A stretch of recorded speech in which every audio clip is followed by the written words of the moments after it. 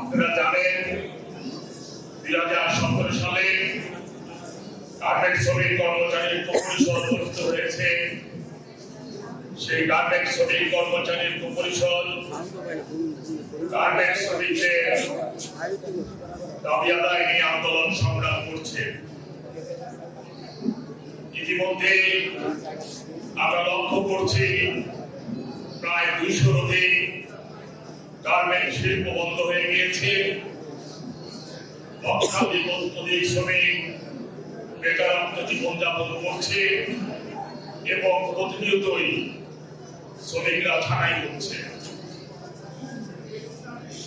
Garments শ্রমিক কর্মচারী পরিষদের পক্ষ থেকে আমরা এই শ্রমিকদের ছাঁটাই বন্ধ এবং শ্রমিকদের কর্মসংস্থানের জন্য বারবার কথা বলে আসছি। আপনারা জানেন অন্তর্বর্তী সরকারের অধীনে 18 দফা দাবি বাস্তবায়নের লক্ষ্যে একটি স্বাক্ষর হয়েছে। সেই 18 দফা বাস্তবায়নে আমরা সেই বাস্তবায়নে সূর্যের আলো দেখতে পাচ্ছি না।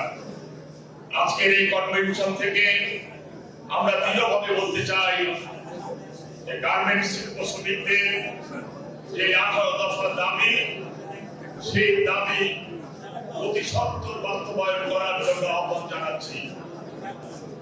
সংগ্রামী সাথী বন্ধুরা, আজকে বিভিন্ন সেক্টরের শ্রমিকরা আমরা যারা ট্রেড সংগঠন করতে চাই, আমরা লক্ষ্য করেছি আমরা বারবার বাধাগ্রস্ত হচ্ছি।